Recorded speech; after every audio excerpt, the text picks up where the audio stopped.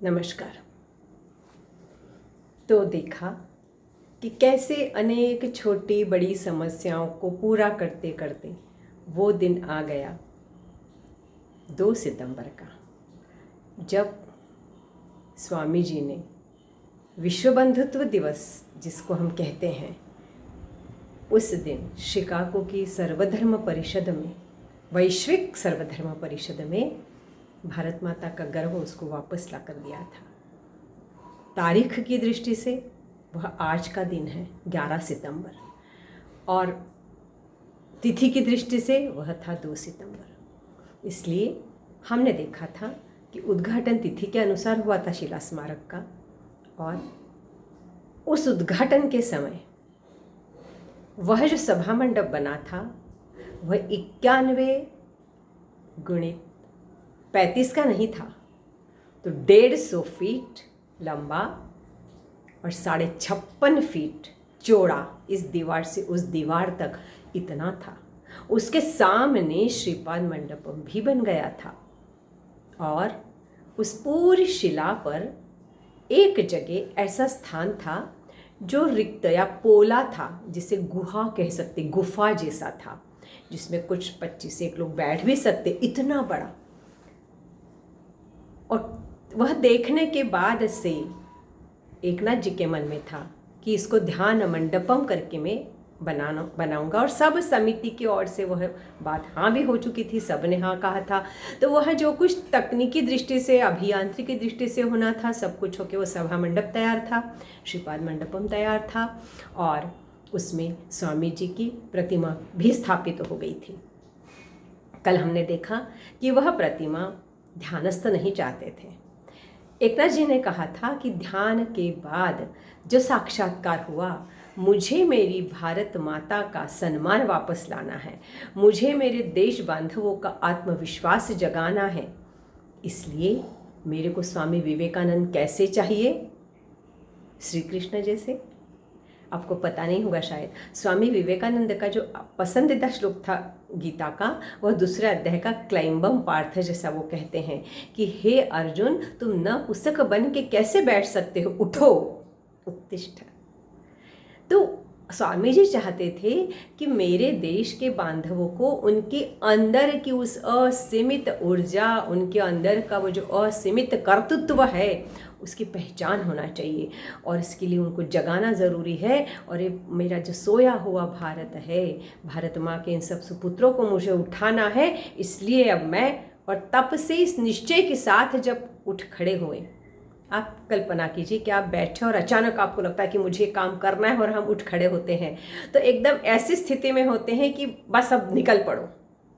आप स्वामी जी की उस प्रतिमा को देखिएगा, कैसी तन कर खड़ी है, थोड़ा सा एक हाथ आगे निकला, एक पैर आगे बढ़ाया हुआ है, और एक दृष्टि में एक तेज, और दृष्टि में एक धैर्य, दृष्टि में एक उद्देश्य को, ध्येय की ओर देख रहे हैं। मुझे वो प्राप्त हो गया है, मुझे वहाँ जाना है। यह भाव, इस सब भाव वाली उनको जो प्रतिमा चाहिए थी, एकनाथ जी ने वैसा आपने बताया, एक्सप्लेन किया कि मुझे ऐसा चाहिए। स्वामी जी उठ खड़े हुए हैं ध्यान से, और अब बस सबको जगाने चल निकले हैं। तो बताने के बाद वैसे चित्र बनवाए गए। फिर चित्र बनने के बाद 8 मूर्तिकारों से मूर्तियां बनवाई गई, और उनको कहा गया कि पसंद नहीं आने पर भी उसका पैसा आपको दे दिया जाएगा, जो भी 2-2.5 हज़ार रुपये होगा। फिर 2 लोगों की मूर्तियां पसंद की गई, मुंबई के मूर्तिकारों की, और वो बनवाई भी गई, और उतनी बड़ी मूर्ति 50 फीट तय किया। अब यह मूर्ति बनने के बाद 2 क्यों बनवाई थी? क्योंकि होना चाहिए। देखिए, ये मतलब ये एकनाथ जी की हमेशा की एक सोच रही है कि ऐन मौके पे कुछ समस्या खड़ी नहीं हो, तो अपने पास बैकअप होना चाहिए। 2 मूर्ति इसलिए बनाई तो सहज रूप से थी कि 2 बना लेते हैं।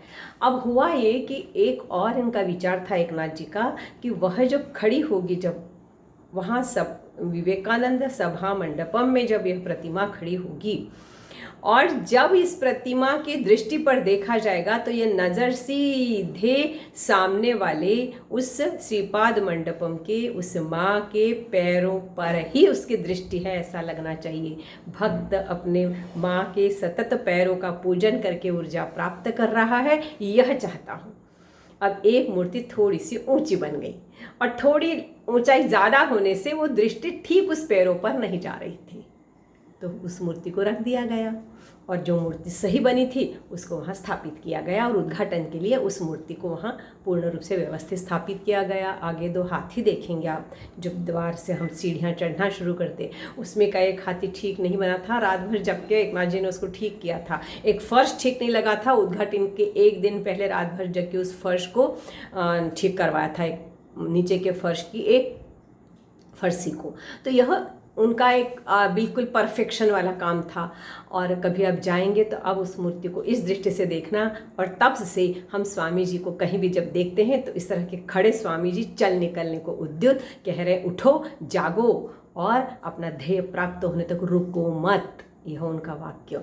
और इसलिए उस मूर्ति की स्थापना और फिर निरंतर वह 15 दिन तक चला है उद्घाटन सत्र, क्योंकि किसी भी राजनीति को वहाँ आना नहीं चाहते थे, ना तो उनका कुछ आपस में तालमेल नहीं है, ऐसे लोगों को आने की साथ में नहीं आए, ऐसा वो चाहते थे एकनाथ जी। और बहुत स्ट्रैटेजिकली वीवी गिरी से उद्घाटन करवाया। तब रामकृष्ण मिशन के अध्यक्ष प्रमुख रूप से थे उस स्थापना के और उसके उद्घाटन के, और समापन पर इंदिरा गांधी को बुलाया और निरंतर 15 दिन तक वह उत्सव चलता रहा कन्याकुमारी को, और एक तीर्थस्थली का स्वरूप प्राप्त हो गया था।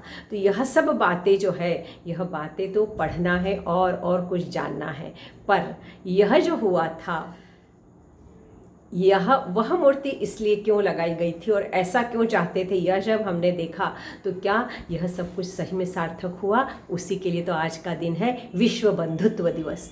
क्योंकि वहाँ से जब स्वामी जी उठ निकले तो उनको था कि मुझे उस वैश्विक धर्म सम्मेलन में जाके और मेरी भारत माँ का सम्मान प्राप्त कर वापस लाऊं, इसलिए अपने इस धर्म को प्रतिष्ठापित करना पड़ेगा, जो सनातन धर्म है, जो वैश्विक है और जो सबसे पुराना है और जो सबके लिए एक जैसा है, करके मैं वहाँ जाऊँगा। और फिर उनके लिए सब लोगों ने सहायता की, सब लोगों ने उनको प्रोत्साहित किया कि आपको जाना ही चाहिए। और भी लोग जा रहे हैं, अलग अलग पंथ के लोग जा रहे हैं, पर आप जाएंगे और आप अपने वैदिक धर्म का जो प्रचार है, हमारे वैदिक धर्म की जो समझ है वो सबके सामने रखेंगे। सब ने सहायता की, पर सहायता करने के बाद भी स्वामी जी का शिकागो के उस मंच तक पहुंचना, वह प्रवास कतई आसान नहीं था, कतई आसान नहीं था।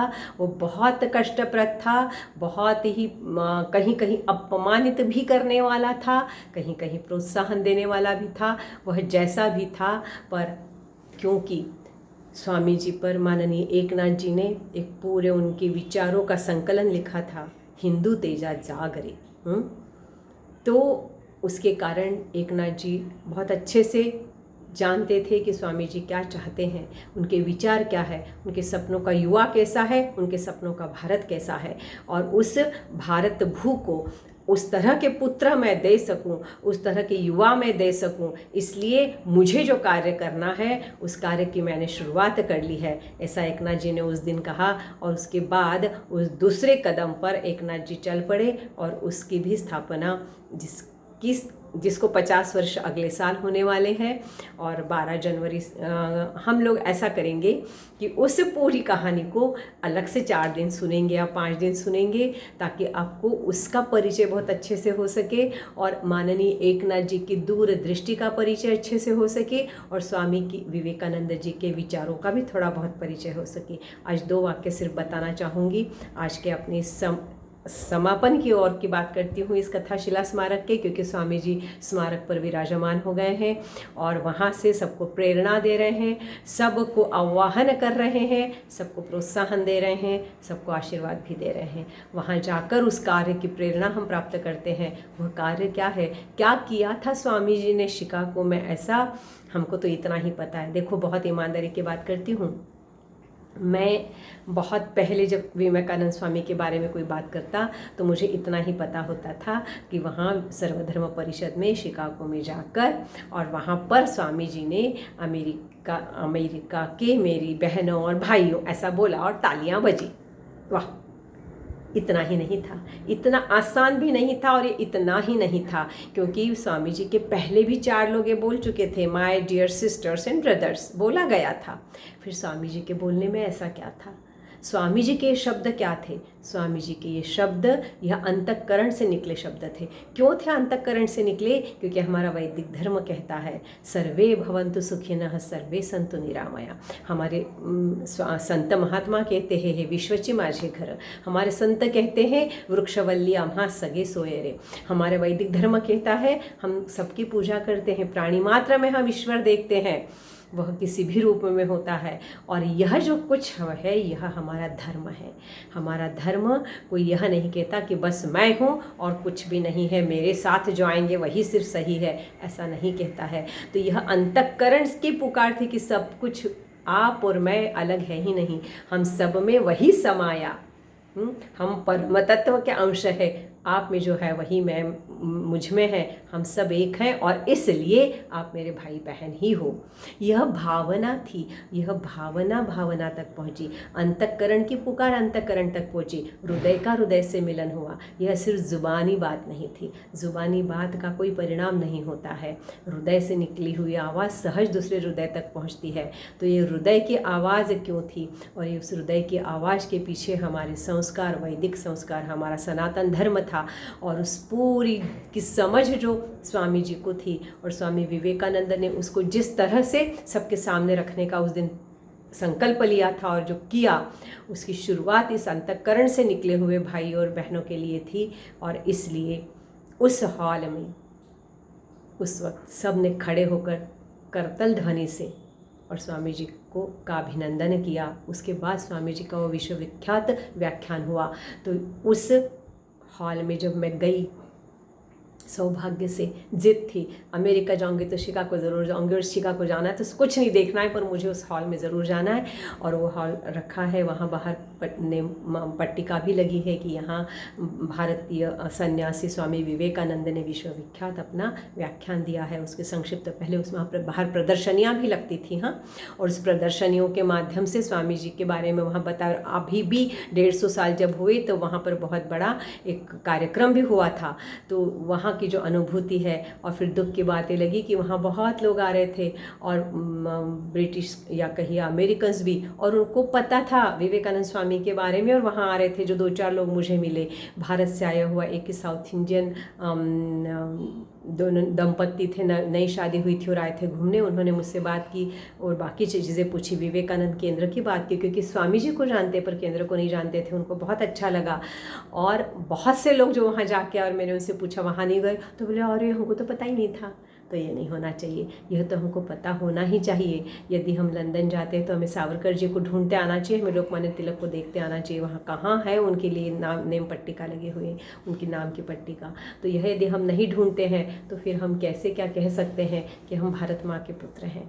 तो भारत माँ के उस सुपुत्र ने वहाँ जाकर वैश्विक धर्म परिषद में भारत माँ को सम्मान दिला और भारत माँ का मस्तक गर्व से उन्नत किया।